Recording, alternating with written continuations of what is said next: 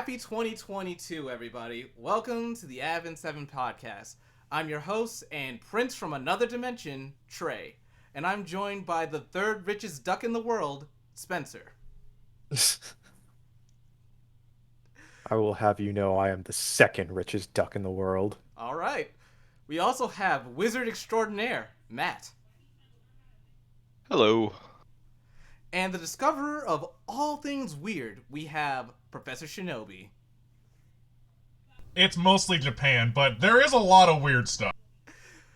And today on Advent 7, we're not here to talk about Bruno. No, seriously, we're not talking... Oh. 1 second, let me fix that on here. That's not supposed to be there. That's better. Yes, we're actually here to talk about... One more weird thing that I found for you. Say again? One more weird thing that I found for you. You're welcome. Yes, we're actually here to talk about Disney shows. Specifically Disney shows that have come out in the last decade. Because, boys, if you haven't realized, Gravity Falls is hitting its 10th anniversary this year, which is really cool. Is it really the 10-year anniversary? I feel old.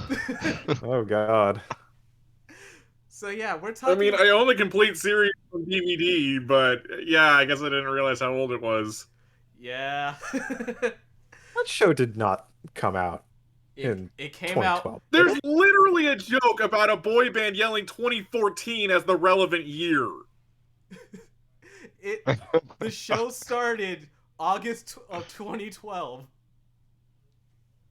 It's all over. Why you gotta use numbers like that? So many hiatuses. So many Makes it seem like it wasn't as long ago as it was. Well, the hiatuses aren't... They're at least better than Hunter x Hunter. There's that. There is Yeah, that's true. So yeah, we'll be talking about shows Still like... crap hiatuses, but it's better. We'll be talking about shows like Gravity Falls, DuckTales, Amphibia, and Owl House, and some more, because there's like a lot of shows that Disney has made in the last decade, and a lot of them are very popular. Before we get started, if you're new here, we love it. We thank you for tuning in, and if you like what we're doing here, please hit the like button, hit that subscribe, and share this on social media. Help us reach our goal of 200 subscribers by the end of the year. It's a small goal, but it's a goal nonetheless. And if you want to see more of our content, why not check out our Halo Tournament of Champions?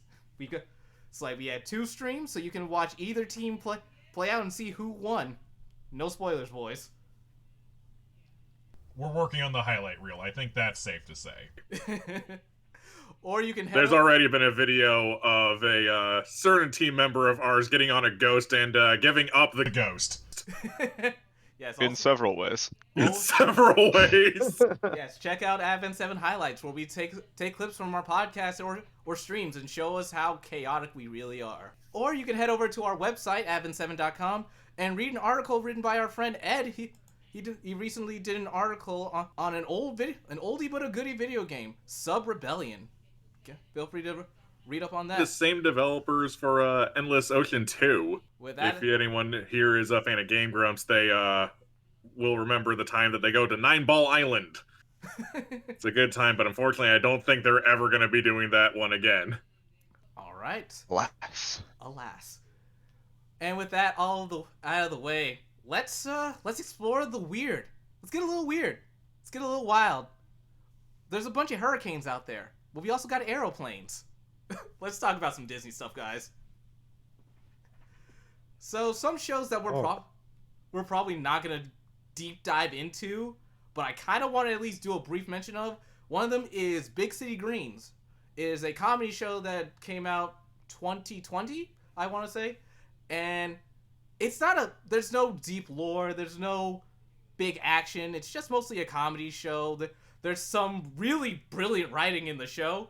And I also want to point out that one of the biggest voice actors in anime, Zeno Robinson, the winner of Crunchyroll's 2020 voice actor English, has both writing credits and is one of the voice actors for the show. So, if you like anime and you like Zeno, I didn't know that. Yeah, he also plays a character in Owl House. He plays the Golden Guard. Oh, is that him? Oh, okay. yeah. First thing I think of when I see this show is The Simpsons with characters. Yeah. The yellow color. Yeah, I was very confused when I looked at the show because I thought, because the main character's name is Cricket, and at the same time, Amphibia was just coming out. So I was thinking, so are they crickets? Are they bugs? But as I watched it, I was like, oh no, they're just people. They're just people with random colorings. Very yellow colorings. Very, very yellow colorings. But yeah, so boys, where do you want to start? Do we want to start at the beginning with Gravity Falls, or do we want to talk about more recent stuff? Let's just start at the beginning. So yeah, Gravity Falls. What a gem. Alex Hirsch. Thank you, Alex Hirsch, for giving us this show that basically started the newest level, the next incarnation of Disney. Yeah, no kidding. Just a weird concept of having a show that is not only very episodic, but towards the very end gets very, very linear, but still very good. Mm-hmm. I'm trying not to spoil too much about the series, but yeah, it's definitely like a literal monster of the week kind of thing where it's like, oh no, we found a zombie. Oh no, we found gnomes. That's actually the first episode, but still. Those gnomes are very mean. They are very mean. They're very mean. So yeah, I'm actually going to pull a full spoiler warning. Let's just talk about these shows. Some of these shows, Okay. it's like full spoiler warning for every show we talk about today. I will put extra spoilers for like Amphibia and Owl House because when we get to those are still airing. Not everyone's probably caught up yet. But Gravity Falls has been out for 10 years. It ended in 2016. You've had enough time to at least know enough about the show. Yeah, and definitely it's one that before we go into spoiler territories, I definitely would fully recommend this show. Basically, if you are a kid or if you're an adult, there's a lot of jokes that are very, very funny regardless of your age. Yeah, they literally have an episode where they say, "I'll have you know that this show has a brilliant writing and a great mystery undertone. And there are some jokes that kids just don't get." Yeah. Yeah, that's definitely the big one. Classic Disney. Yeah, Gravity Falls. I think we've got our two lead characters, Dipper and Mabel. They're living in the sleepy town of Gravity Falls, Oregon. But Spencer, go ahead and say what you were gonna say before I cut you off. Well, just another thing, just Gravity Falls being the thing that started off Disney's big comeback into like actually like good animated shows that are just well received all around. The other shows that have come out that have been big, Owl House and Amphibia, also have several callbacks to the show. Mm-hmm. So yeah, one of the biggest callbacks in Amphibia. There's an entire There's an entire episode where they come in contact with the frog version of the Mystery Shack. Yeah, pretty much. And then for Owl House, it's just very much implied, but never outright stated. Like they want to make the implication, but they're not actually like straight up saying that they take place at the woman that universe. Stan had like a little fling with was actually Ida of the Owl House. Like there's constantly that stuff going around, but never 100% confirmed or denied. Mm-hmm. But yeah, Gravity Falls just did so much for. It basically was like, okay, we're gonna take a risk with doing something kind of weird. Like the storytelling is fantastic. The character design. This is around the time where almost all cartoons have the same Cal Arts Jelly Bean style. So no, it's not a point against it. It's just it's one of those shows that it could be misleading if you were just judging it on animation right off the bat. Mm-hmm. Yeah, and it definitely towards the end, it gets a lot more horrifying when you think about it, where you literally have Bill go, okay, cool, I'm gonna shuffle all of your senses. And you see ears in the mouth and eyes on the ears, and I'm just like, wow, you just introduced body horror in a children's show. Good job. Weirdmageddon was such a good cap-off for this whole everything. Like the two big finales that this show have. Well, I guess there were 3 finales because I was confused when they did the hiatus after the reveal of Stanford.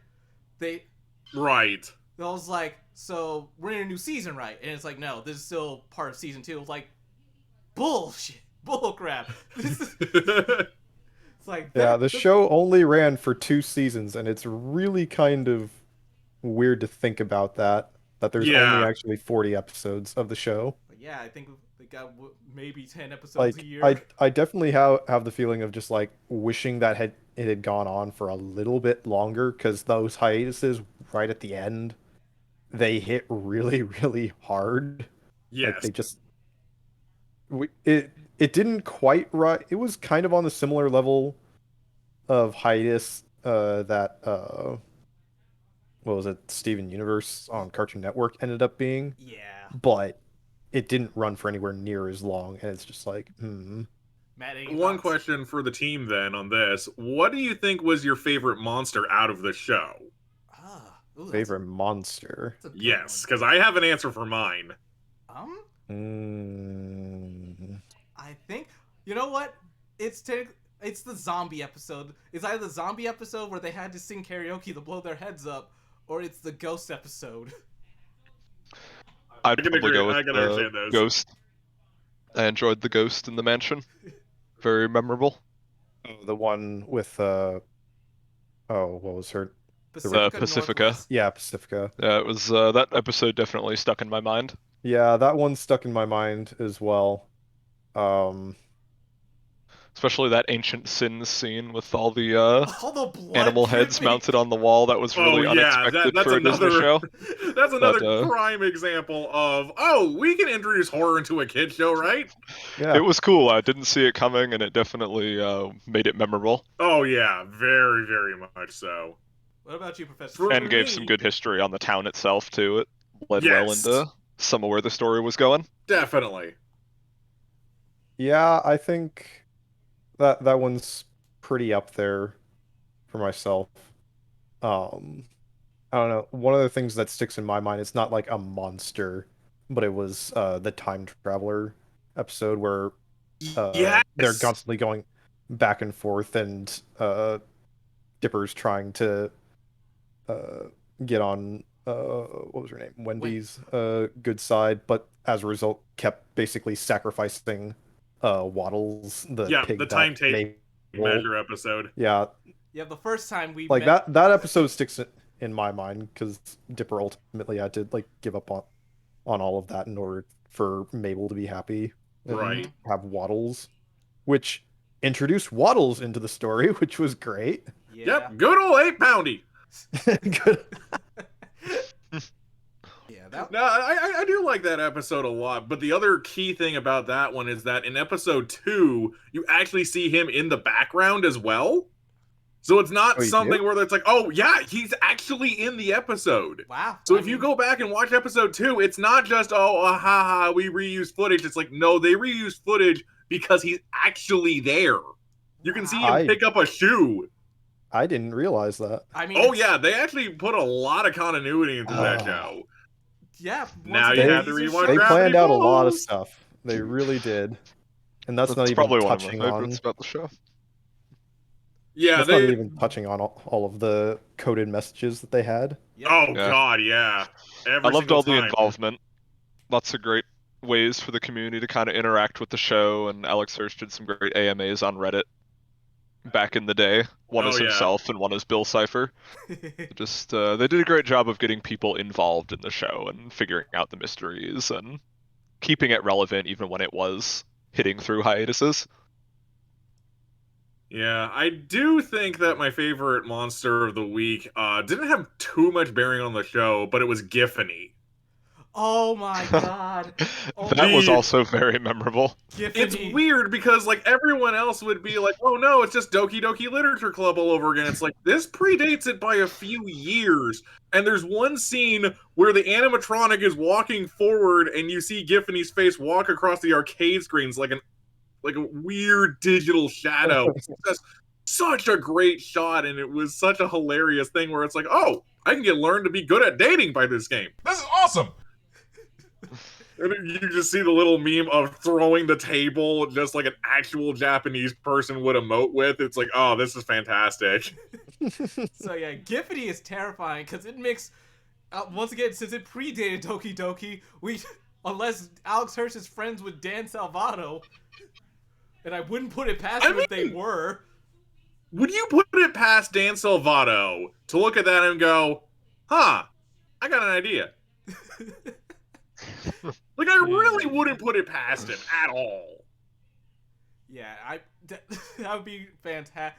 But yeah, it's like it mixes that horror that you get later that you can bring back to the show, but it also has Five Nights at Freddy's fear because it's got the animatronics coming to life.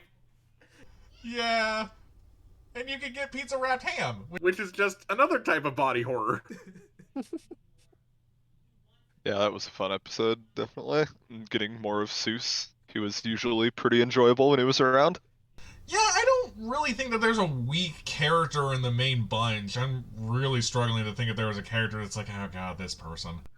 I mean, there was Toby Determined, but that was the whole point of his character, to suck. Right.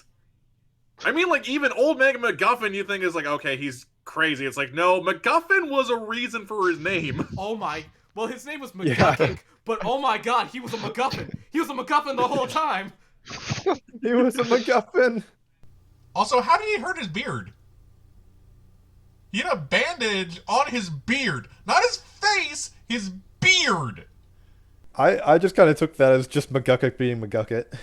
I guess. Well, I think I have a solution to that, because in the episode where we learned about how he erased his memory, we saw that he had a bandage on his chin, and I think the beard just grew so long that it took the bandage with it.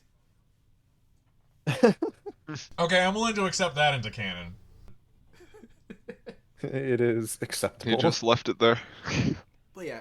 Oh, man. Gravity Falls is... Yeah, just kind of moving on from all of that. I think the thing that probably impresses most people about Gravity Falls is just like we've been mentioning like bits and pieces of it, of like interesting episodes or just weird scenes, but you don't really realize just how much of a turn Gravity Falls was for Disney. That this, if you had told me that right out the beginning, is like, this thing is going to be on Disney Channel, and this is some like still images from the show, Yeah. I would have straight up said, is like, they're not going to do that. That doesn't fit with the quote unquote Disney brand. Mm-hmm. And the fact that they were actually able to get away with a lot of this stuff and still be on Disney Channel and become as popular as they have just is quite a testament to the writers and how much determination that they had. Ultimately, Disney still continues to be Disney and like not really like give a crap about that.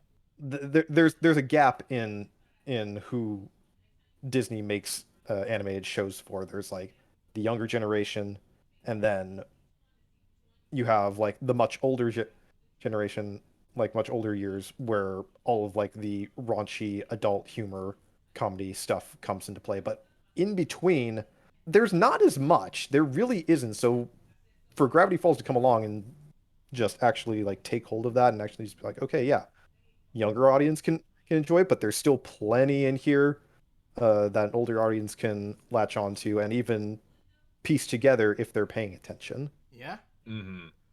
That's why. And I'll even make a side note on the whole like adult comedy stuff. One of the writers, Shion Takeuchi, she went on to create a Netflix show called Inside Job that is absolutely wonderful. It's just like, it is absolutely crazy and just takes a lot of weirdness, but actually like keeps it relevant and actually has some decent character development that you wouldn't expect from a lot of very genuine character writing as well. I definitely see that in both shows. A lot of good character writing in both shows, even if it's classified on Netflix as like an adult humor comedy. It's completely unlike any other of that animation in on Netflix, and it actually has good animation rather than the slideshow crap stuff that you see on Netflix for the adult humor category. Mhm. I mean, yeah. Like, it's good, but that's a sidetracking of just someone who wrote for Gravity Falls and then went on to do other stuff. But moving on, Trey. So yeah, let's well, once again, we recommend any show that we talk about today. These are great shows, especially if you're an older generation with kids. Like Professor Shinobi, I'm gonna probably be telling you to watch, and I'm gonna tell you to watch a lot of these shows with your kids, because you have kids. You have the you have the opportunity to just share in some really great shows, and you can enjoy them, and they can enjoy them either for different reasons or the same reasons. I was going to say that, yes, I in fact own Gravity Falls, the complete series, on DVD, because at some point we went, crud, if the internet goes out, we want to make sure that we're still able to watch something if the television works, but it's just the internet's down.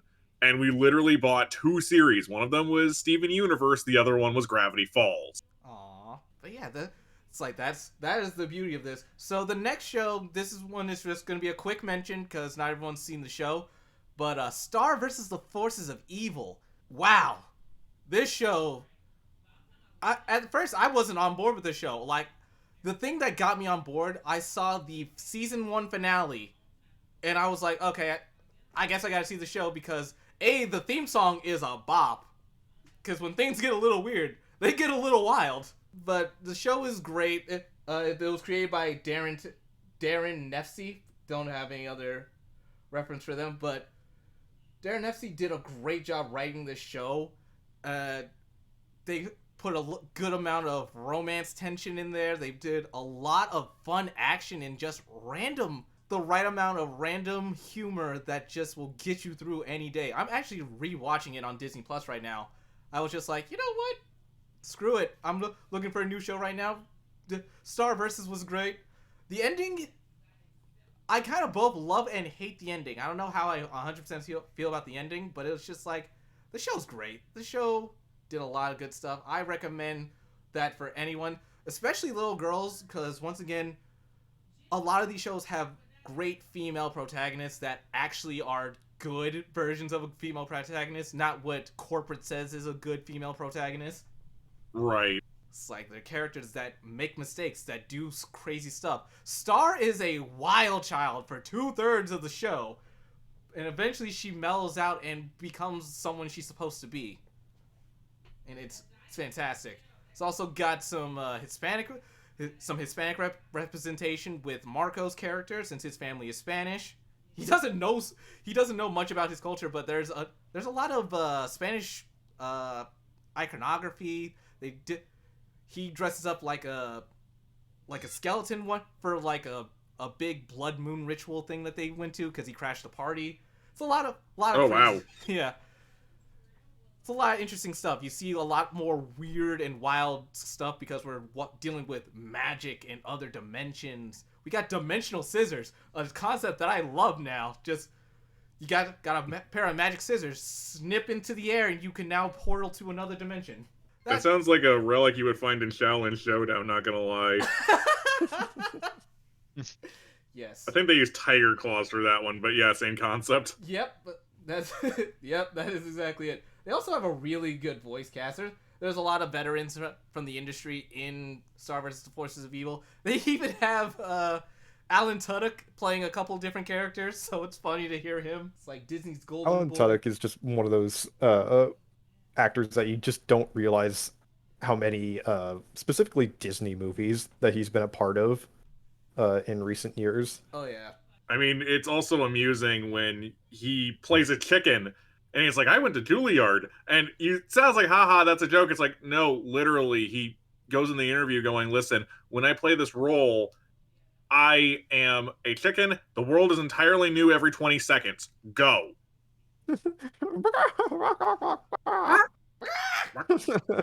So yeah, that's him. He plays everything from I'm a leaf on the wind to I am a prince to I am a chicken.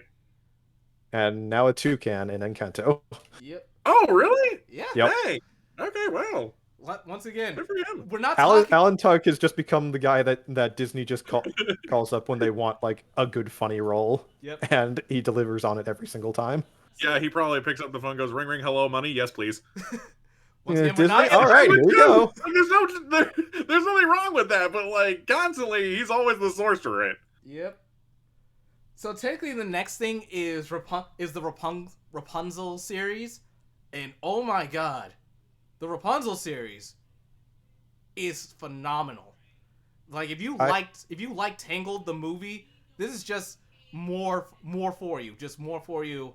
There's more backstory given. There's almost more mysticism brought into this because of Rapunzel's hair. We find out that it's not just the sun. There's also a moon drop out there, and it's just like, oh wow, this is ridiculous. Let's kind of back up here, Trey, because I think out of all four of us, I think you're the only one that's actually had any experience with the Tangled series. Just kind of give us like a small primer, like what does it start out with, and yeah, so like, what sort of stuff does it actually do? My bad, yeah.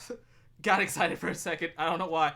So the Tangled series, it picks up basically where we leave the first movie. It's the in-between time of Rapunzel has just been returned to her family, and eventually she and Eugene are going to get married. But they decided to fill in this gap of time between, okay, we're living in the castle now, and hey, we're getting married, with multiple proposals from Eugene. They go back and forth for all 3 seasons. They go back and forth like, is it my turn to propose or is it your turn? But it basically sets up Rapunzel has to figure out how to live in a castle, how to be a princess. She's been locked in a tower. She chooses to continue to not wear shoes.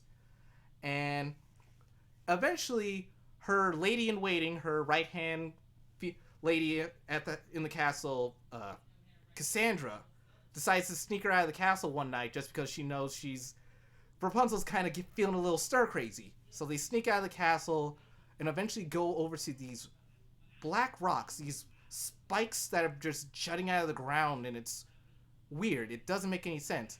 But as soon as Rapunzel touches the rocks, her hair grows back to the full 70 feet of magical golden hair. And then the black rocks start spreading even more so. And the rest of the series is about figuring out the mystery of the black rocks, the mystery of Rapunzel's hair. And then it becomes even more because the rocks are leading to something. And apparently we find out more about Eugene's past. We learn more about Cassandra, who is an amazing character that they created for the show. And it's like, so here's a spoiler for the show. Sorry, I've already put this ahead of time, but Cassandra, we later find out, is the daughter of Mother Gothel, the witch who kidnapped Rapunzel. So there's a lot. Well, that's an odd twist. It's a twist that just blows you away. There's also a science alchemist guy in the show named Varian. He goes to the dark side for a little bit because for most of the first season he's worried about these rocks. They're spreading. They're coming directly towards his village. And he's trying to prove himself that he's not a crackpot, and he's trying to prove himself to his dad and to everybody else. And eventually the rocks get to his village, and he does something to try and stop them, and ends up freezing his dad in place. And he feels betrayed when Rapunzel can't really do anything and doesn't prioritize saving his dad in the village over saving, I want to say, the rest of the kingdom. And so there's conflict there. Eventually that gets resolved, but there's a lot of just great moments. The first season is the only slow part because it's more of a week to week of Rapunzel doesn't know how to behave in a royal situation. How does Rapunzel behave when someone doesn't like her? And it turns out everybody else in town loves this guy. But after season 1 ends, the show really takes off. There's great songs. If you've ever heard seen the song "Ready as I'll Ever Be" pop up on YouTube or anything else, people have covered and remixed that song so much because it's so good. Okay. So yeah, Rapunzel's Tangled Adventures, I think is the full title.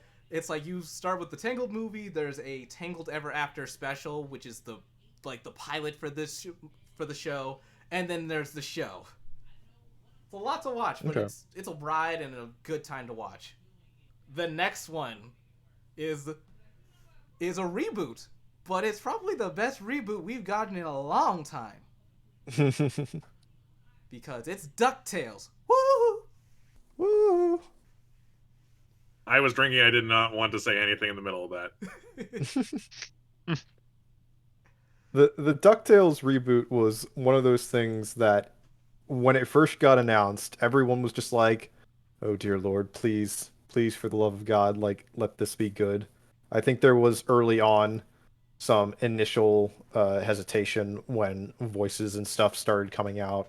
People weren't really quite sure what they felt about like the realization that the triplets were going to have like different personalities from each other, and everyone was just kind of like, yeah, how's this going to work? How is this actually going to be any good? Is it going to feel like the old thing?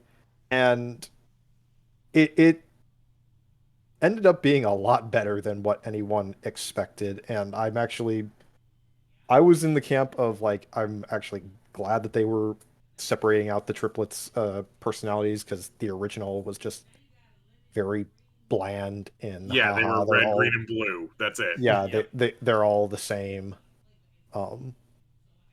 But the fact that the first episode went off and really took off with the community was just really good to see, and also just having someone like David Tennant playing Scrooge McDuck, David I was just Tennant. like, Oh my oh, god. oh, I'm sold already. I Mhm. just need David Tennant here playing Scrooge McDuck. Like, this is just perfect. Like, he had the perfect voice. Like, he was probably one of the only voices where I was just like, yes, absolutely, yes, have no questions about this. This sounds exactly the way it's supposed to be. And then we got Don Cheadle to play Donald the few times we were able to understand him, which was hilarious. Oh yeah. I was It's like, definitely pleasantly surprised by the show in general. it Isn't that the did. one where David Tennant plays Scrooge? Yes. Okay, just thought so. But yeah, DuckTales. Yeah, it's a reboot of the '90s series, but it's so much better. Like, I mean, the original DuckTales.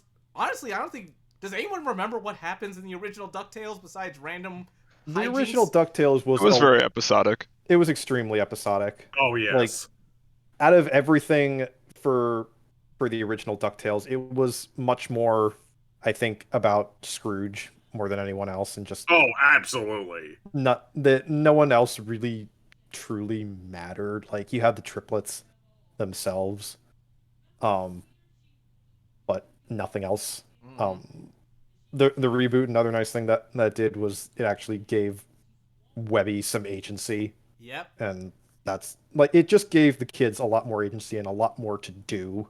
And also the first major spoiler of this show, we finally find out the mystery of the kids' parents, Sort of. Della, who up until that point had been absolutely completely just shrouded in mystery, of just like never really been a thing, like way back in like the early comics when the triplets were introduced and dropped off with Donald. It was just like, yep, hi, this is your sister Della, leaving my kids here with you. Goodbye.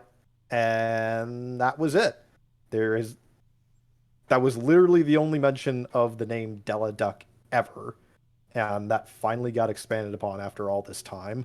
Mm-hmm. Which, honestly, it's just like, it's not something that you really thought would ever get expanded upon, because it's just a thing in passing and nobody really thought that it mattered all that much. But they turned it into a great big mystery, and it was really fun. Yeah. I really appreciated the expansion of characters, especially how a lot of people got their own episodes. Like, we had the main three triplets, we had Webby and her group, and a lot of them had their own exploits as well. We had Della episodes, we had Gizmo Duck get his own stuff, and Darkwing Duck. It was really nice to see some more variety in characters and get some alternate viewpoints for episodes. Yeah, it was fantastic seeing It's like that pilot episode that they put out on YouTube, which was like a great marketing ploy for Disney, was it's like that first episode sold me so hard. I was like, that first hour, I'm like, I'm sold. I want all of this now. And every season was so good. We find out that the moon is made of gold. There is lots of gold on the moon. I will say, on the slightly like downer side for DuckTales, it did seem like the final like season was just kind of getting shafted a bit. It just didn't seem to gel as well as the earlier seasons, and the final finale, like the way like they finish off the show, it's just like, actually no, that doesn't make any sense at all, which was really kind of annoying for me because it had been doing fairly well up until like those final like season. It was still fun, but it definitely felt more rushed and not as well thought out. Maybe, yeah. I could see where you're coming from. I will argue that the final adventure, the movie that ends the series, was just felt perfect to me. That it felt like a perfect cap off for the series. Minus a few details in the episode, but overall that just felt right. I guess I'm more talking about the final bit with Scrooge and how they dealt with that curse. It just felt like a major cop out. It's like, oh, that's it felt like a major cop out to me. It's like, no, that doesn't make sense at all. But it definitely played more to younger audience trope. Yeah, which that's it's fine. It's still a Disney show, but I had hoped for something not like that. That's fair. Personally. But I do love this show for basically semi-reviving the Disney afternoon. Having references to basically every show that ever came out during that time. Including Gargoyles. Was not expecting that one.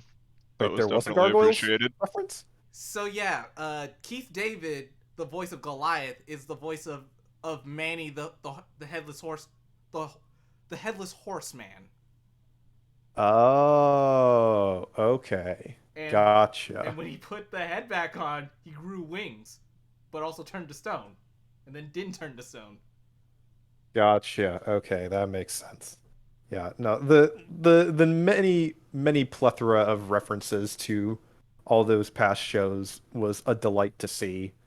I really, really wish that we would have gotten, I think out of all like the references that could have become its own thing, Darkwing Duck could have easily become its own show. Oh, Darkwing Duck's getting a show on Disney Plus, so don't worry. Wait, it is?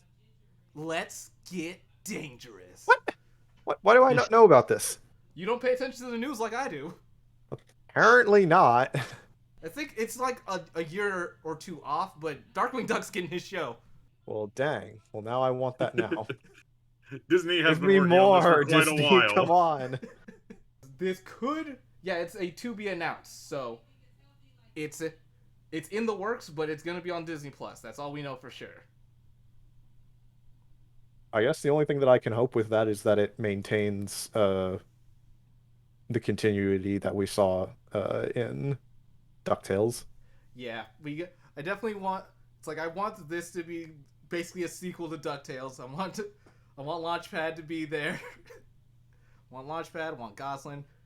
But yeah, DuckTales did a great job. It added some new characters to the whole series, and they all worked so well. I really like Lena, the Magica Dispel's niece. I love her character. Yeah, Lena's a fun character, especially with all the magic stuff. It just definitely gave a different angle for Webby in contrast to the adventures that more often than not the triplets and Scrooge saw. Mm-hmm. She still went on those same adventures, but there was more stuff for her to do in the background that made her feel more special. We will not give away the final twist of the ending, but it's an interesting one, and it kind of makes sense in retrospect. I think that we've spent enough time in Duckburg, so now we're gonna move on to San Francisco with Big Hero 6, the series. Once again, it's a show I think I've only watched, and the first 2 seasons are, again, spectacular. Just great writing. Most of the original voice cast is back, except they recast Wasabi. They use Karen Payton, basically the guy who voices every black person on television. Phil LaMarr?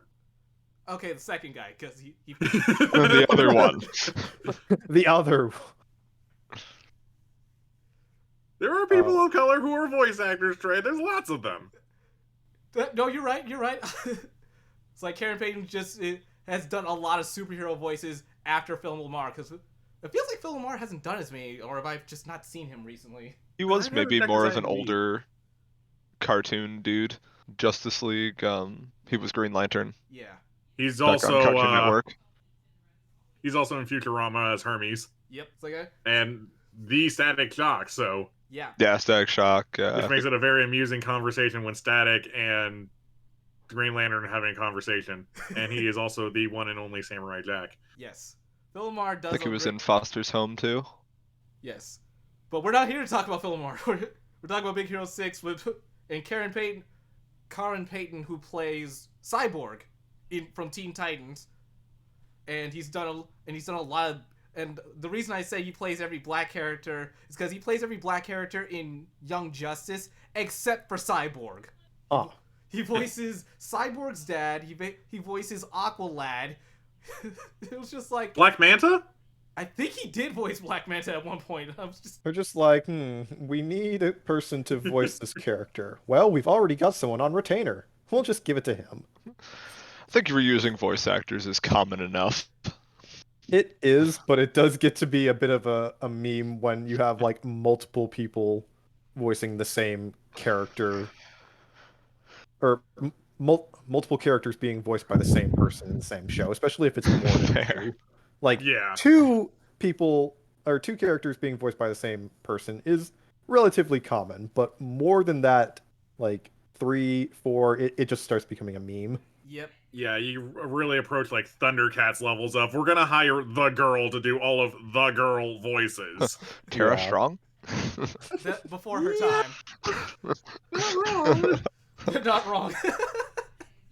But yeah, Big Hero 6, the first 2 seasons really build on after the end of the movie. Just like they're doing superhero stuff. We get Fred constantly bringing up comic book references and just being like, when they hit season 2, that's like, it's time for phase 2, guys. It's time for phase 2.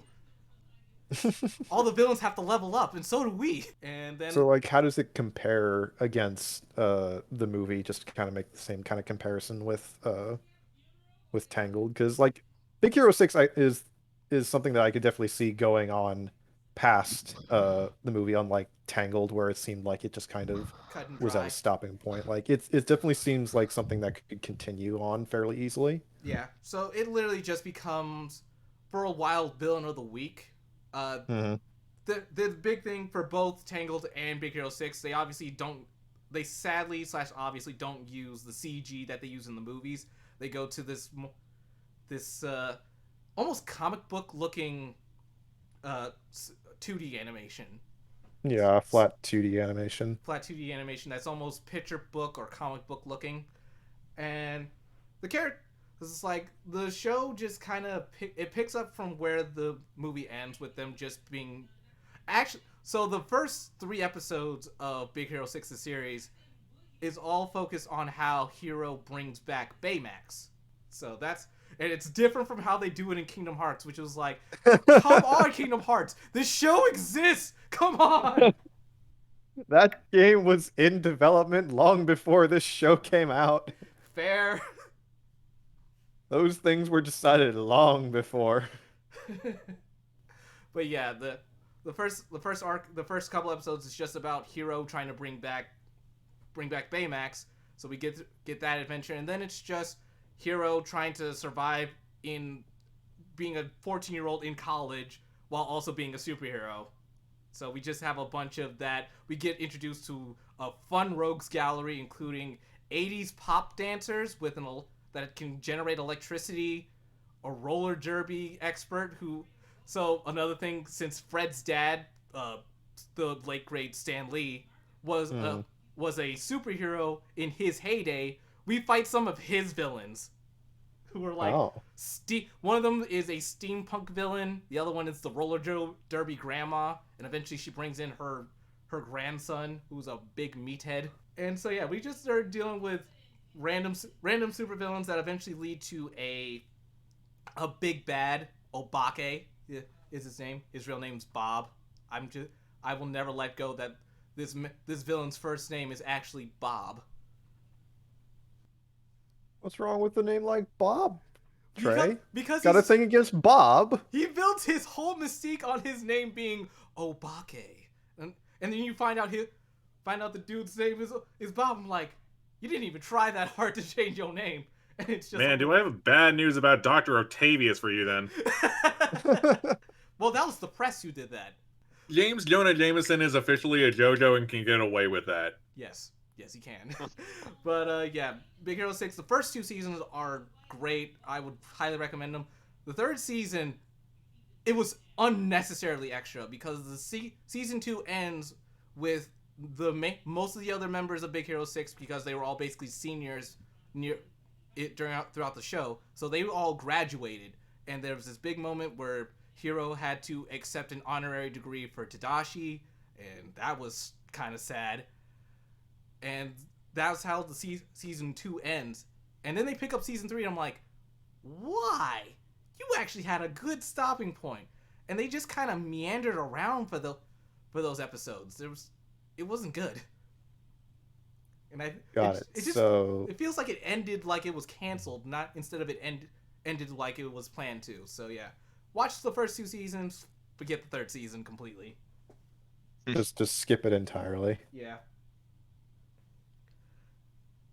Well, yeah. So we'll move on from that. Just enjoy what you got, and then just kind of move on with it. Is kind of how you have to do it with some shows, which I suppose is fine. So yeah, next one on the chronological list is Big City Greens, which we mentioned a little earlier, but once again, just gotta point out they've got some very clever writing. We just mentioned this before we started the podcast, but the episode where they describe how animation works, I was dying with every joke, including the one where they're like, all right, now that we have everything done here, we're going to send this overseas. How are we sending it overseas? With this giant rock and catapult.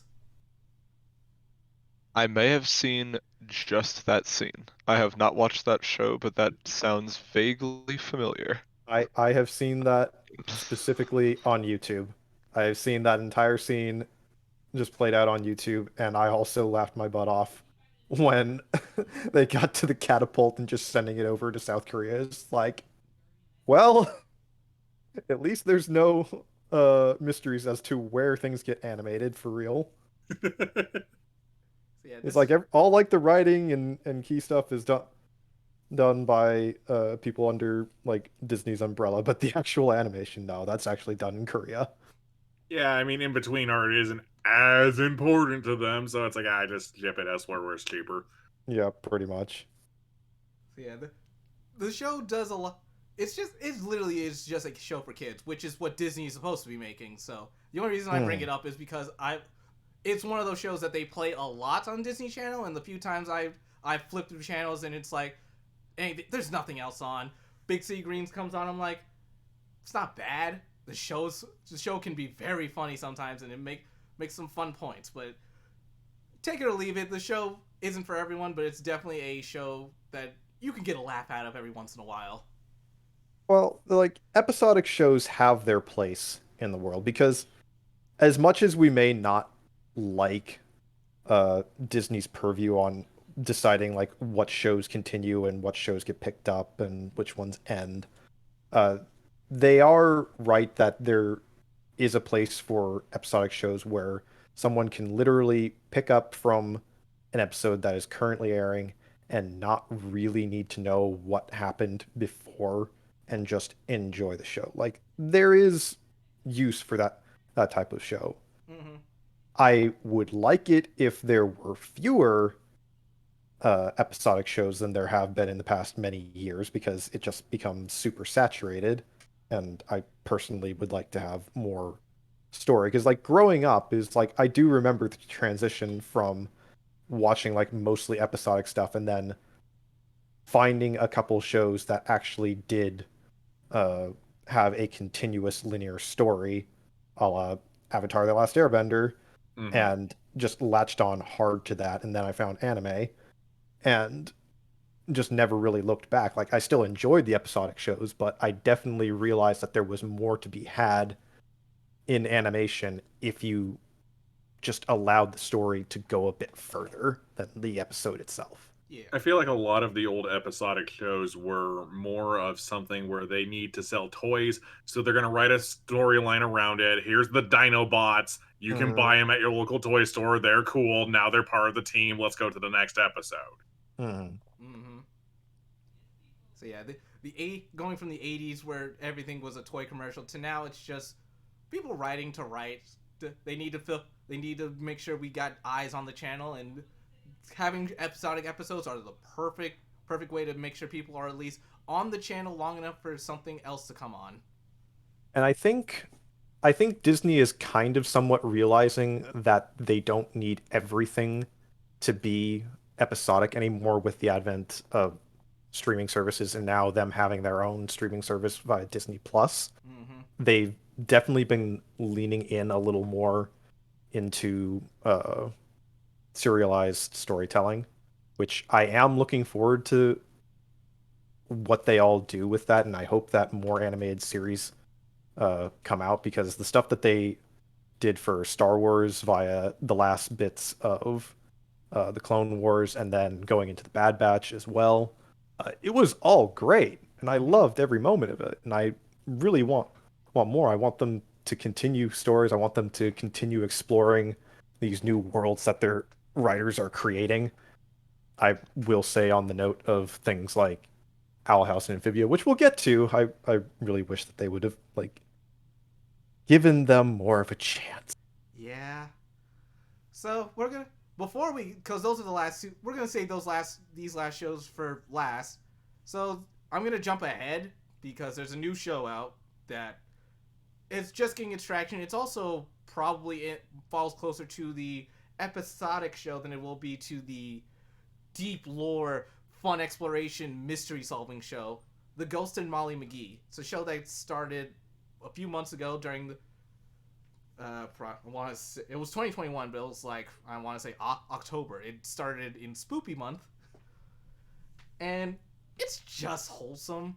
The story is Molly McGee and her family have just moved to this new town, Brighton, and they moved into this really old rickety house that is technically haunted by this ghost named Scratch.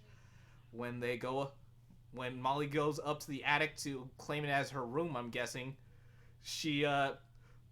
the Scratch decides to curse her, but instead he kind of curses himself by saying, "Wherever you go, wherever you'll be, I'll be there!" Except now, because Molly is so happy-go-lucky that she treats this as she now has a best friend that she can summon at any time to just have by her side. Mm-hmm. Okay, that's great. I did watch the first episode of it, and when he got to the curse part, and just the way that she had been showing her optimism at just looking at this old decrepit house, and the rest of her family's just like, this isn't so great. She's like, I love it all. I love it. It's just like, just always look on the bright side of life. And then getting cursed, just like, oh boy, I have a friend that's gonna be here forever. He's like, wait a minute, what? So it does seem like it's got some good comedy potential. Yeah. But I haven't personally seen anything more of it. Yeah, I'm kind of enjoying the show. It's something to watch on Saturday mornings. It's like they do have more representation because Molly's family is like half Thai, half American, and Molly has a human best friend who is Jewish. So they managed to hit both holidays for their holiday specials by having one for Hanukkah and one for Christmas. I don't know if I've ever seen a Hanukkah special. So, Disney technically has 3 Hanukkah specials. They have the Even Stevens episode for Hanukkah. Oh yeah, I guess that is one, isn't it? They have the Disney Channel original movie, Full Court Miracle, which is about a Hebrew school basketball team who gets coached by a former NBA player while they're trying to win their Liberty tournament. It's a very heartwarming story during Hanukkah. And finally, the Ghost of Molly McGee Hanukkah special. So you mentioned that movie, and all I could think of was Airplane, where it's like, do you have any light reading? Yeah, here's a book on Jewish sports stars. I mean, to be fair, the NBA was started by all Hebrew teams, so... I mean, yes, but it's like the moment you brought that up, immediately it's just Airplane.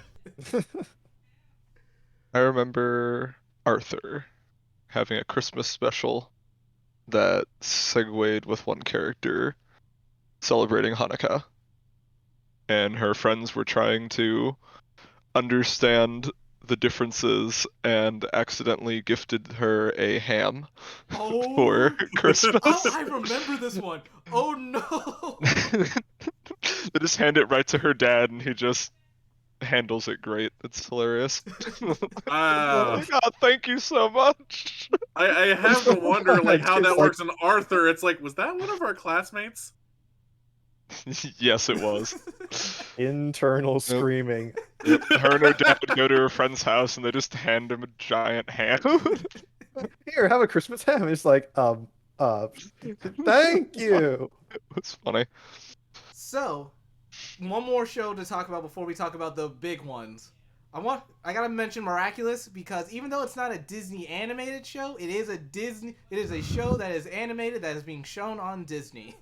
And Miraculous Ladybug is a show that will either make you fall in love with it or make you frustrated every time you turn on an episode, or both. I mean, I've met 2 of the voice actors for it, so I don't know how I would feel. I'd be like, yay, Keith Silverstein! Oh, no, the villain scene is done. Okay, bye. So yeah, that's one of the big part of the reason I wanted to do this is because a lot of these shows have had impacts on the anime community coming from the West. Like, cosplayers do a lot of stuff from Gravity Falls, definitely Miraculous. A lot of voice actors who work in the anime industry also voice act on these shows. So I was like, this is the melding of my 2 passions of anime and Disney. And Miraculously, Gravity Falls, we saw a whole bunch of inspiration from anime and video games in a couple episodes. Yep. It's like, that's one of the things, like, a lot of the creators who are getting shows now are basically us, maybe a little older, maybe a little younger, but they're all probably a little bit younger. But a lot of them are just like people who grew up with anime probably in the 90s, maybe in the 80s, and seen shows and storytelling methods that they're like, when I get a show, I want to do something like that. It won't be exactly that, but it's going to be close enough. It's like, we won't call these stealth anime, but we'll say they have the heart of an anime fan.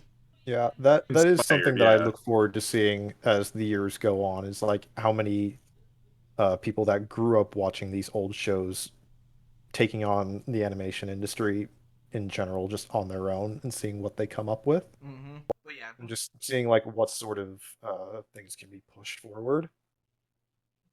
Yeah, so just quick touch on Miraculous because I'm trying to do this for the algorithm, but yes, Miraculous Ladybug show. It's very episodic. The first season, the rest of the series brings ups and downs on all levels, from relationship drama to new superheroes to supervillains getting more powerful. And I heard apparently they're working on a lot of different specials for Miraculous, including a musical, which I'm like, sign me up. Christina V singing throughout an entire episode, I am down. Alright. All right, But yeah, I'm with you also right the two lead actors are Christina V and Bryce Papenbrook. So I mean, it's like, if you like anime, you're probably gonna enjoy the show at least a little bit before you want to tear your hair out for how contrived some of these situations are. I think the only thing that I actually know about this show, because I haven't actually seen it, but I've heard about it online, is that the one that is like Ladybug, likes the guy in her class that's blonde haired. Yes. And then like they're both like heroes. Like she's Ladybug, he's the cat. Yes. And she likes him normally. And then when they're in their hero forms, cat guy likes her, Ladybug, and they don't know that the other is that, and they don't really care all that much for the other side of themselves, and it's the explanations that I've seen online is just like, wow, this is just three kinds of like tropey, and I'm just like, what's going on here? Yeah, so yeah, the big crux of the show / the fandom is the love quadrangle between Marinette, her superhero identity Ladybug, Cat Noir, and his human identity Adrian, where Marinette likes Adrian. Adrian as Cat Noir likes Ladybug. Ladybug only thinks of Cat Noir as a friend, / he kind of annoys her, and Adrian only sees Marinette as a friend because he's an idiot. Moving on. Moving on. So let's talk about the two biggest shows. The two shows that are still currently airing. I mean, Big City Greens is still currently airing, and moving on. But yeah, so the two newest shows, Amphibia and Owl House. So Amphibia came out at the end of 2019, and it was the start of what I wanted to call Disney wanted to do isekai. Disney does nothing but magical worlds, so it's like, okay, sure. So let's just put a princess and put her in the real. Wait a minute, we already did a movie about that. But this time we have our main character Anne, voiced by Brenda Song, a Disney veteran, of course, she has been isekai'd into a world where there are human-sized anthropomorphic frogs, toads, and newts, and where the bugs and birds are terrifyingly large. And also trying to kill you. Always. All the time. Always. But yeah, the first season's just... It's great, but there's also the mystery of how is Anne gonna get back home, but we get this whole thing of found family and trying to fit in and learning not to let others' opinion of you define who you are. Your standard life lessons from a Disney show. And then we get to the end of season 1 where we find one of Anne's other friends because she was transported with two other people, her two best friends. And it's just, the show is great. I love the show. Like I like the show as well. Like the first season is like Amphibia as a whole has some pacing stuff that I don't always really agree with. Like it kind of like speeds through some stuff and then just kind of takes many episodes of just kind of plunking along, especially the first season. Yeah. And like you made reference to like the stereotypical lessons learned at the end of some episodes. It does seem like they're like specifically for the first season, there are a couple of lessons that it takes Anne a couple of times to actually learn and like remember. Mm-hmm. She doesn't necessarily learn lessons like the first time. She'll like learn it, feel bad about it, but then a few episodes later will make, if not the same mistake, or at least a very similar one, and then finally it'll stick. After that, he's like, oh, I screwed up again. But really the big thing with season 1 that was interesting was just kind of her musings on her past, as well as seeing one of her friends, Sasha, who we actually realized isn't really all that great of a friend. She's actually rather controlling and domineering. And then eventually we get the second season and the introduction of the third friend, Marcy, which we actually learned is like Anne's actually good friend. Yeah. I mean, she like they're all friends more or less, but it is much more strained with Sasha and really doesn't have any kind of forward momentum in the right directions with Sasha until like I don't know, midway through the second season when we start seeing her with Grime and actually like kind of talking through her own personal things. Like you have moments where it seems like she's going to like turn over a new leaf and then she doesn't, and she's kind of going back the other way, and then she is forced to do something else that just screws things up more, and then finally towards the end of season 2 and more at the beginning of season 3, like she actually does turn over a new leaf and becomes like a much better person as a whole. Yeah. Like I did at least think that it's good that Sasha did have a fair amount of change going for her after coming to Amphibia. Yeah, there's Like definitely even the few times that we saw her in comparison to Anne, who we've seen basically every episode. Yeah.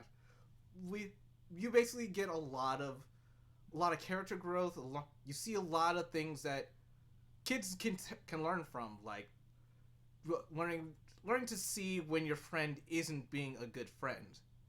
Mm. And stuff like that. We also get Marcy. Oh, Marcy. Poor foolish Marcy. So Marcy is us. She is a spaz, a space case, a major nerd. She plays D&D, she plays video games, she is a klutz, and I love her for it. I'm just being called out right now, and I don't know how I feel about that.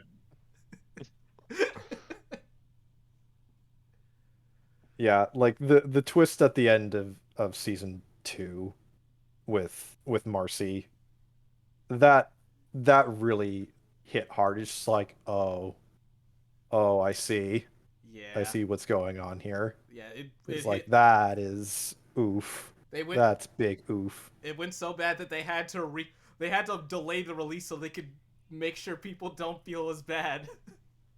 Oh no. I'm not talking about that part. I'm talking about what came before it. Oh right. I'm talking about what came before the very end of season 2. Like it was like the second to last episode of season 2. Yeah. Specifically with Marcy and talking with Sasha and Anne. It's just like, oh, I see what's happened here. Oh no.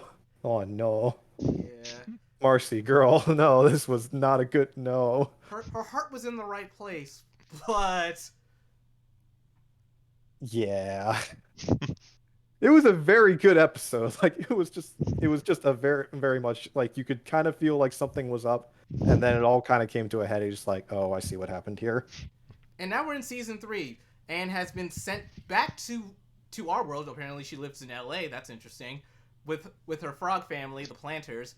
So she's spent the first half of the season trying to make sure the Planters don't get dissected by the government, while also trying to figure out very flamboyant government. The very flamboyant government, while also trying to find a way for them to get back to Amphibia so they can save Sasha, save Marcy, and all that. Yeah. And also stop... I think the thing that I'm liking about season 3 the most so far is Anne's interactions with her parents and just them kind of like telling us, the audience, of just like, actually no, she really has gotten better. She is not the same person as she was when she left. Yeah, and I love how they made a point of saying that this was a 1-to-1 time travel, so she was gone for months. Yeah. She's been gone for months, though I do have to wonder, like, after the most recent episode with Anne's letters to Sasha and Marcy's parents, because Sasha and Marcy, they're still stuck over in Amphibia. Yep. And I'm just wondering, it's like, wow, word has not traveled about to those families, and Anne's family, the Mungchoys, they have really I guess I'm both surprised and not surprised, like big city in it, everything, but that word of Anne's arrival back home hasn't spread to Sasha and Marcy's families. Yeah. I It's, am a little bit surprised about that. I'm just like, well, this is. the only people who would probably know are people at Anne's school, and she hasn't even gone back to school. Like, she ran into one She person saw one of at her the mall. classmates at the mall. So that's the only way it would spread, and that's about it. Because it sounds like Anne's family doesn't really talk to anyone outside of the Thai community because Anne is Thai. Yeah. So Though they have been out and about, and Anne did see one of her old classmates at the mall, and from what it looked like, she was a major gossiper. mm-hmm. So I kind of wonder like how much they haven't been back in the human world for too terribly long. Yeah. So who knows? So yeah, Amphibia. So once again, great female protagonists. 3 of them, technically. It's like three examples of female leads. We got a great supporting cast with the Planters and all of Amphibia really. But yeah, I would recommend Amphibia. It's on hiatus right now, so the show's not done. We're in the first half of season 3, and I think they got at least another season after this one. I think. No. know. Season 3 is the end of Amphibia. Is it? Aww. Yes, it is. Season 3 is the final season, but they do get a full season 3. Unlike Owl House, where Owl House had 2 full seasons, which we are in the middle of season 2, and then the 3rd season is not really a season. It's going to be 3 like hour-long specials instead. Yeah. So let's talk about Owl House right now. Let's talk about Owl House. Once again, Disney said, let's do isekai. But mystery. But mystery, and also having Dana Terrace heading it up and having very weird and creepy, like basically take the weirdness from Gravity Falls, but then also having it splattered out everywhere across the world all the time. Yep. But also just making it very, very normal. And so like the premise for Owl House is that our main character, Luz Noceda, is just kind of a weirdo, just has just interests that don't really align with anyone else at school. She is very much interested in just like magic and books, and she even calls out like anime and stuff. But it's caused a lot of problems for her at her school, and she's gotten into trouble and had been sent to the principal's office multiple times. And ultimately, her mom is just at her wit's end. She's a single mother who I assume works as a nurse by the looks of her scrubs and stuff, and she just doesn't have the time to be there for her daughter the way she would probably like to be. But she basically sends her to a camp. She sends her to actually normal like camp. Yeah, to normal camp. She's going to have the normalcy just beaten into her. But right before she's supposed to leave for that, and she had basically put one of her like fantasy books in the garbage, we see this cute little owl carrying a bag that happened to have her book in it that got stolen. She chases after it through this old decrepit house in the woods and ends up in the demon world of Boiling Isles. And from there meets our other main characters, Ida, the Owl Lady, and King. The King just of King. Demons. Nothing else. Just King of the Demons, but just King. And thus begins her little adventure. And the thing that's different as far as like the whole like Disney doing isekai thing that Trey mentioned earlier, in comparison to Amphibia, where Anne is trapped in Amphibia, and Sasha and Marcy, they're all trapped there. They don't really have a way easily back home. Luz, on the other hand, she isn't trapped there. at the end of the first episode, she actively chooses to stay there because it was more fun and much more engaging for her than she has had anything do for her in her life at home and at school and everything. So she could have gone back via the portal door, but decides to stay and attempt to learn magic despite being a human. And from there, we get a bunch of additional friends and cast members via. Shoot, I'm blanking on names. So we got Willow, we got Gus, and Yes. we got Amity. Yes. So the biggest thing that everyone who's online who looks up Owl House, the first thing you will see, You'll see Lumity. Lumity. It's like I think the thing that I've seen online, the joke, especially on the subreddit, is that you go to the Owl House subreddit, it's like 5% Owl House and like 95% Lumity shipping. That's basically what it is. And it's great because once again, this is representation done right, and it also does the trope that I understand, but kind of find frustrating sometimes: the enemies to lovers trope. Mm-hmm. Because at the start of the series, when we first meet Amity, she really does not like Luz. Like Luz is, because based on how Amity was raised, she's got this uppity air about her. And Luz just represents everything that her parents would disapprove of. Mm. But eventually, Luz finally shows to Amity that she's not a bad person. Amity also shows Luz that she's not as bad of a person because they have the same taste in literature. They both love fantasy novels. Which is weird. Why does the Boiling Isles have fantasy novels? They live in a fantasy. I mean, that's considered normal for them. So like anything else, like, because she read books from the human realm, so that's fantasy to her. So I think that it makes sense in that regard. But yeah, so they bond over books, over the same interest in the book. Eventually, we get probably the hypest episode, Grom. Because that animation that they put on that episode, oh my god. Yeah, they turned up the keyframes. They put a lot more in that. Yeah, this show had like 3 episodes that just said, you know what? We got anime budget right now. Because there was the first fight between Ida and her sister Lilith. Mm-hmm. Then we had the Grom episode where this beautiful dance scene that Luz and Amity do together.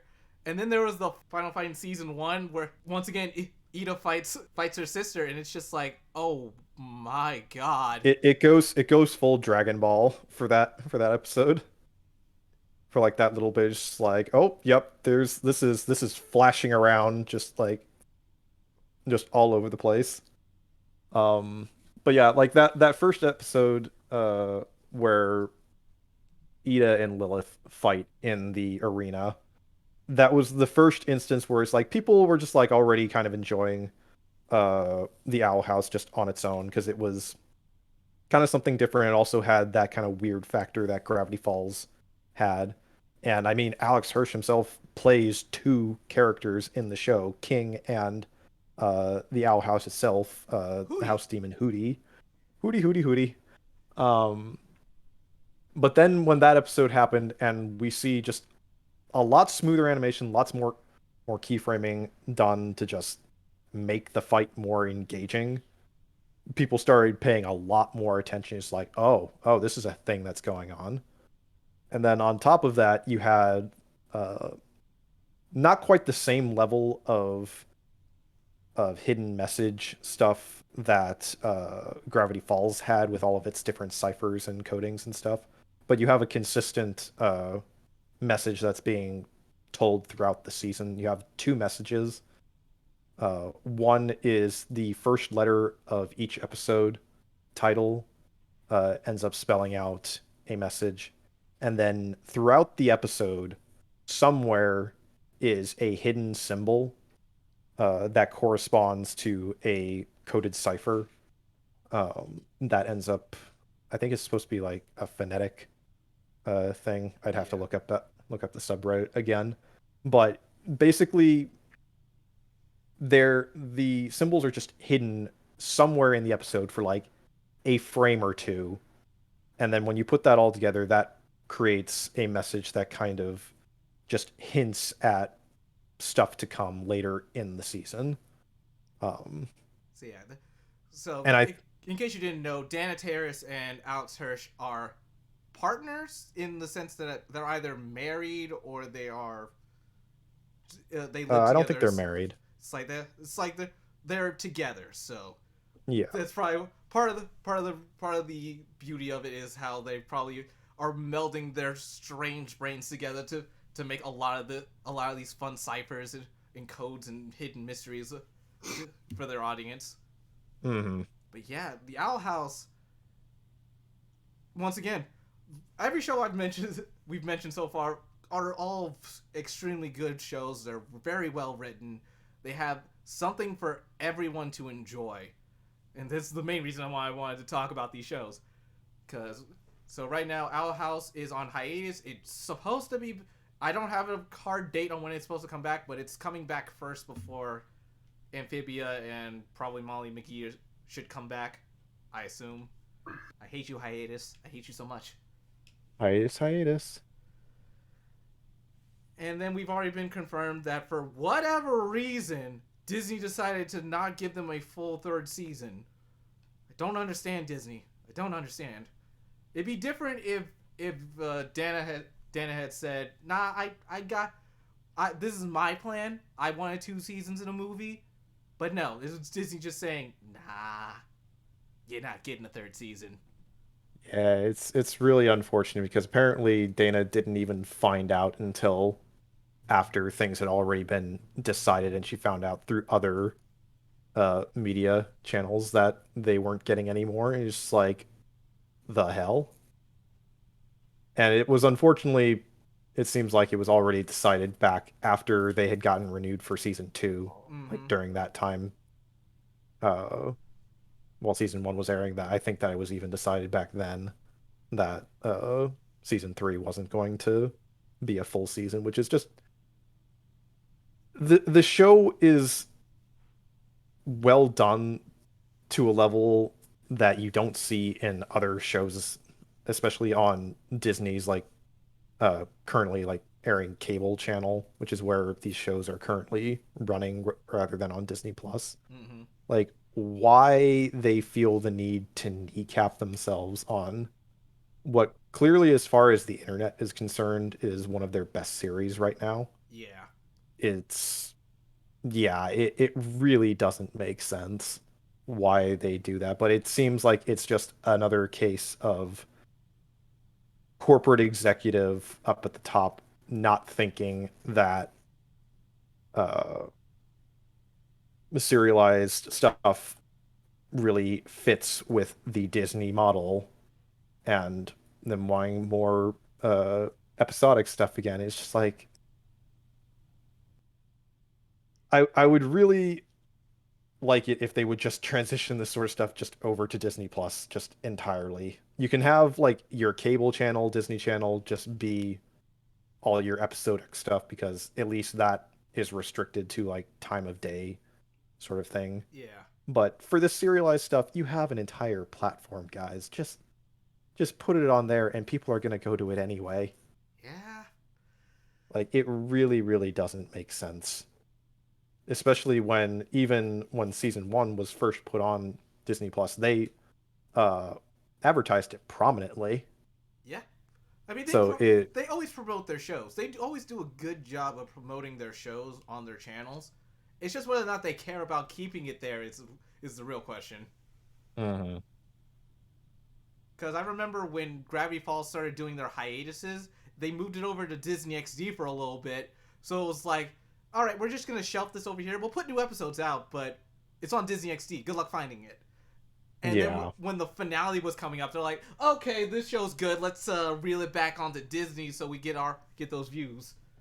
Like it seems like once again corporate executives don't actually understand like what shows are good or what makes their shows good and why people enjoy them. Mm-hmm. And just yeah, like I get that it's a hard job to do up there, but there's some times where it's just like, guys, just let off the Disney leash just a little bit.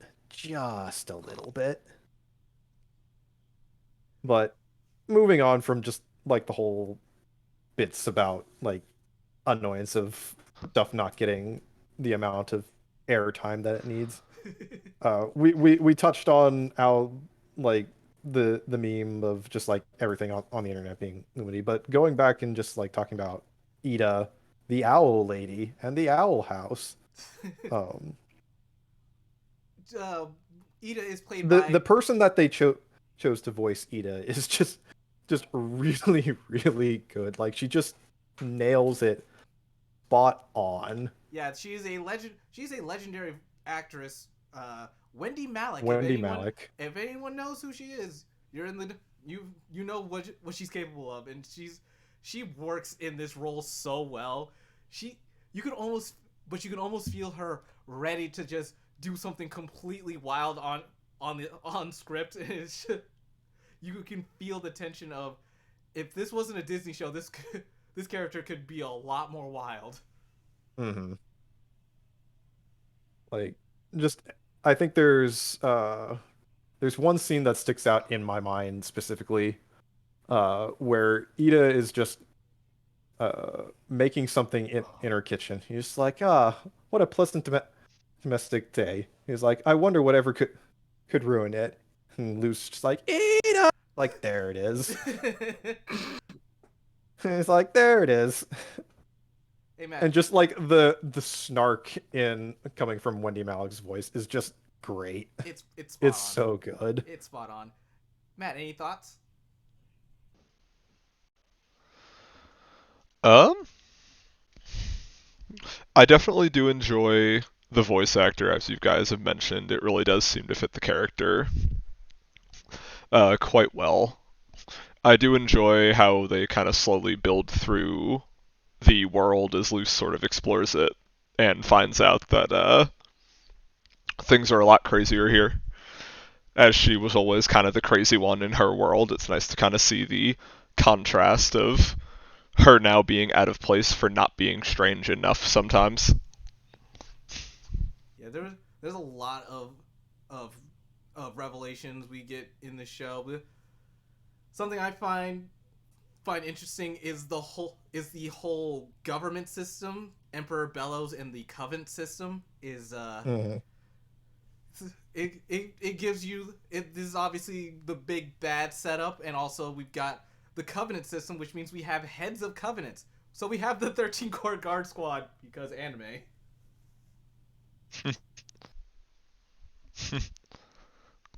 Yeah, the whole government they've got set up is interesting, and that might kind of play into why they still have fantasy novels. It seems like the characters, or the character that they're always reading about is like the witch who just goes out and does good things and is noble and all that. It's kind of the freedom that they don't necessarily have under Bellows' rule. But it's the magic's a fun system. I like how Luce has to kind of learn her own method of doing things, kind of coming in as the non-magical person and sort of has to figure out something entirely new. Adds a nice spin on the whole being in a new place. Doesn't learn from the magic school quite the same way. The way the magic system works in the world is like the people that are born in this world, they can just innately use magic just by like drawing a circle in the air and then the spell just kind of happening like they see it in their mind's eye. But Luce, we find out that magic is basically a gift from the island, the Boiling Isles itself, the Titan that sits there dead in the island. But within those circles, she is drawing symbols to actually make the magic happen. So it kind of makes you wonder, like, are the witches that actually just like do magic inherently, are they just like kind of semi-imagining the spell in their mind and thus just kind of like translating this like network of symbols into that on the fly without even realizing it, or if they're just kind of hand waving over that. I mean, that's kind of what we're exploring in the second season right now, because at the end of the first season, some people lose their powers, so they're like, you know what?